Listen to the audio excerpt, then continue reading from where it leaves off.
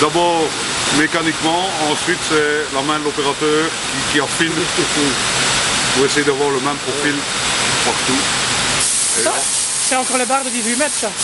Non, ceux-ci sont des barres de 36 mètres. Les barres de 36. Mais bon, il y a des barres de 18, de 27, de 36, 75 et 100 mètres. Oh.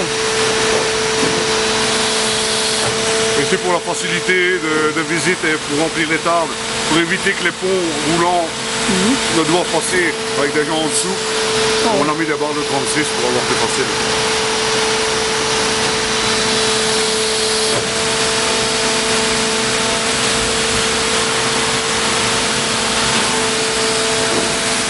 Grosso modo le mode d'emploi, enfin le mode d'emploi en français et en néerlandais. Il vient d'être plus clair. Oh oui, vous pouvez vous approcher, les porteurs et en flexi. Hein.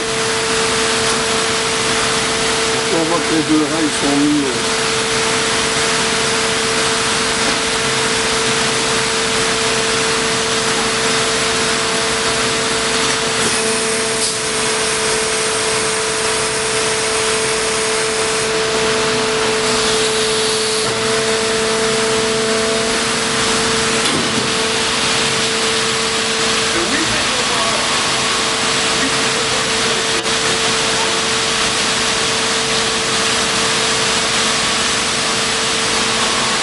Quand les rails sont bien placés, là on envoie le courant. Et il y a 8 préchauffages qui se font donc, pour aplanir les rails, pour qu'ils soient bien en contact.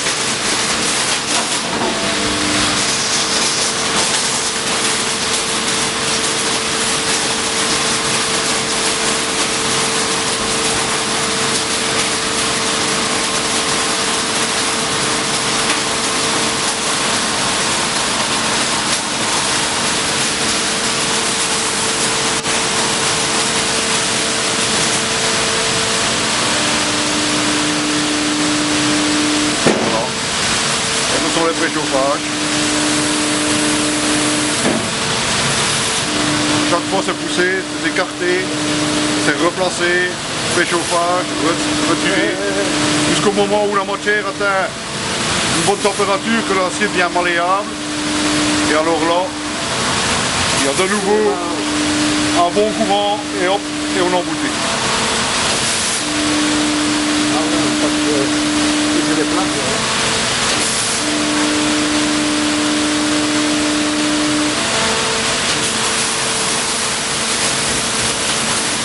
C'est le forgeage de la soudure.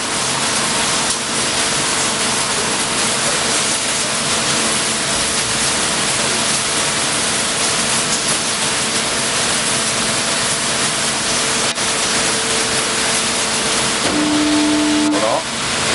Emboutissage.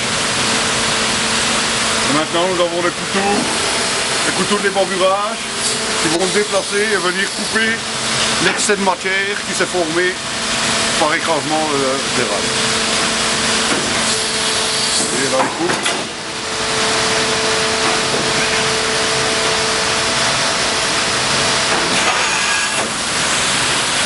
Une fois tout l'excès est parti, il nous reste une fine, un petit peu trop de matière bien sûr, qui lui va être meulé dans la machine à côté.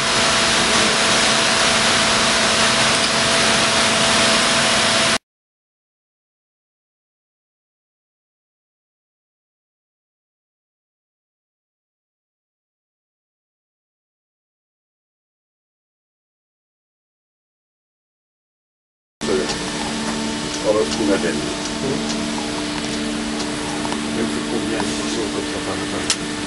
En fait, on est sur une pause entre 24 et 30 soudures. Alors quand ce sont des rails, bon, on fait des 300 mètres mais qui sont assemblés avec des rails de 100 mètres. On a 2 soudures par rail, bon ça va beaucoup plus vite. Hein.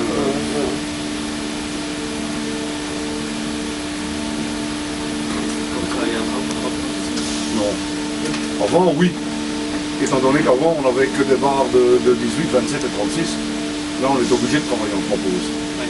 Mais ici, maintenant, étant donné qu'on a les 75 et les 100 mètres aussi, ouais, là, oui, bah oui, il faudrait à ce moment-là 2 soudeurs, il faudrait ici 2 meuleurs, 23. Et là-bas, il faudrait quelqu'un aussi, des pontonniers pour charger la table. Vous déchargez les rails qui sont très terminés, donc non, ça demanderait beaucoup trop de personnel. Ils sont faits où les rails? Les rails, c'est Corus, c'est français, il y a des français, il y a des allemands. Plus en Belgique? Non, normalement, en Belgique, non. Enfin, je ne pense pas du moins. Alors, il y a des nouveaux marchés qui s'ouvrent.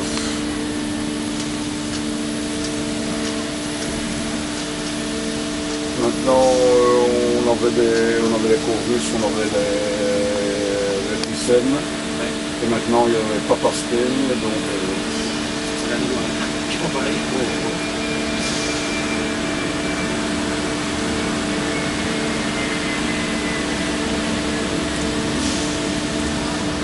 Et chaque rail est de toute façon numéroté, il a une étiquette bleue qui passe au lecteur laser, mais de toute façon le numéro du rail est frappé dans l'arme à chaque. Comme ça on sait toujours retrouver le rail, où est-ce qu'il a été placé, d'où il vient, tout. Le moins de défaut, on s'est dit, tiens voilà, c'est celui-là. Et quand ils sont placés en voie, étant donné qu'on a un plan de chargement aussi, La machine-là, qu'est-ce qu'elle fait? ça c'est la meuleuse. Ça c'est la presse et la lecture laser. La Donc presse. ici, oui. Elle sert à quoi la presse? Ben, si le rail est déformé au soudage, il faut le presser quand même pour le remettre plus ou moins dans les tolérances. Donc ça, c'est la première opération. Oui, pour les opérations, il doit d'abord faire le mesurage de toute façon.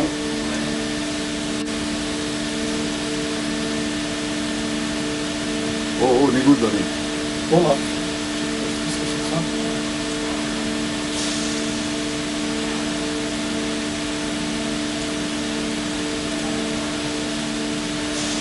Ah oui, c'est excusez. Donc on encode d'abord le numéro de rail qui nous donne un numéro de soudure.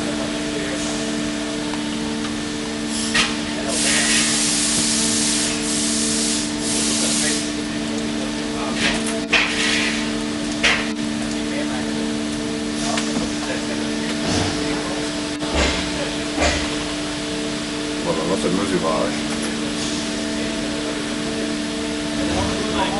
Là, il va nous donner la déformer, voilà. Ici on a la ligne supérieure nous donne la soudure vue donc au-dessus sur le champignon. Et le graphique du bas nous donne le côté. Ici c'est le côté avant. Donc c'est comme si on regardait le rail du dessus, voilà. La pointe c'est la soudure. Ouais. Et là maintenant il faut presser. Et le rouge, c'est la tolérance ou quoi? Oui, ici nous avons 0 plus 3 en vertical, donc au-dessus, et plus ou moins 3 dixièmes sur les côtés. Ah mais non, c'est pas beaucoup. Non, c'est toujours étonnant. Pour les TGV, on travaille sur 2 dixièmes. Et ici il va presser sur le côté pour le ramener la soudure dans les tolérances, qu'elle soit bonne après meulage. Et tous les 300 mètres alors, la jonction avec le rail suivant, c'est une soudure? Soit ils sont soudés en voie à soudure aluminothermique, soit on met un rail de dilatation qui permet... Ça, il y a quand même encore des rails de dilatation. Ah oui. Tous les combien de temps? Bon. Ici en Belgique, pas beaucoup, parce qu'on a des croisements énormes de partout. Donc, ça ne serait pas énorme la longueur d'un rail terminé. Hein. Bon, c'est comme ça que je ne sais pas vous dire. Ça, il faudrait demander aux gens qui placent les rails en haut. Vous voyez, ici on voit qu'elle a bien été déformée. Il faudra encore repousser un petit peu.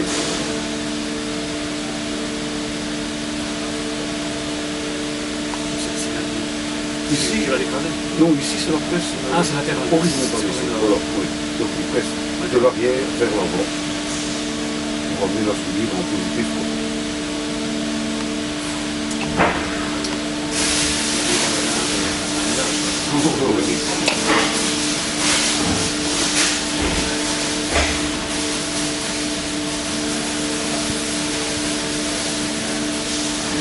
Voilà.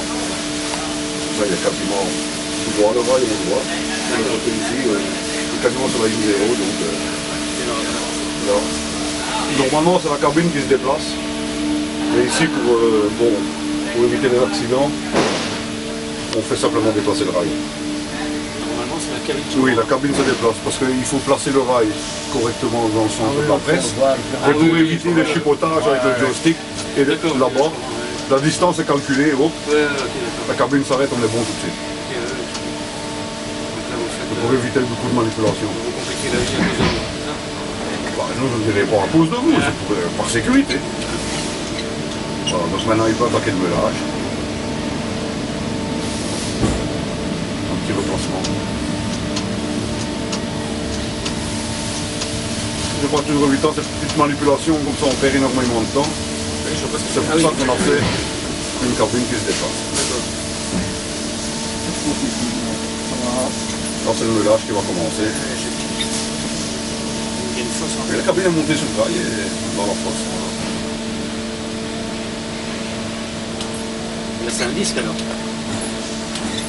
Oui. Ah, voilà. C'est comme une surfaceuse en fait. Ah, et elle s'incline pour aller chercher Oui. le camion. C'est une machine semi-automatique, donc c'est l'opérateur qui gère la descente de la meule et la vitesse de rotation du fil. Les nouvelles générations sont automatiques. Entièrement. Oui, mais je n'en ai jamais vu. Vous savez juste que ça existe. Oui.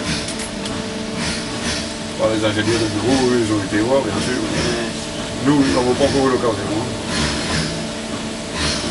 C'est même, c'est fait le même brigand, hein, finalement. Mais ça ne fait plus de bruit quand c'est fini. Oui, justement, on a déjà vu. Voilà. Comme vous faites à l'oreille aussi, en fait. Oui, ben oui, oui.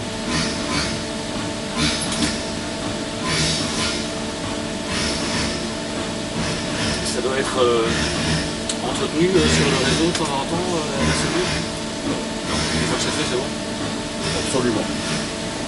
On fait des tests tous les lundis, on soude une pièce d'épreuve, donc on assemble deux rails qui sont ensuite pressés à la machine là-bas, qui nous donne la résistance quoi, de la soudure. Tous les lundis et à chaque changement de type de rail.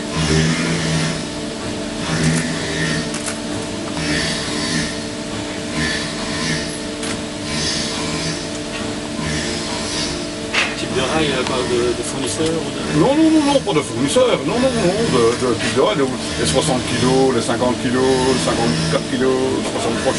C'est quoi ça? C'est le lancement. Oui, c'est le profil du rail.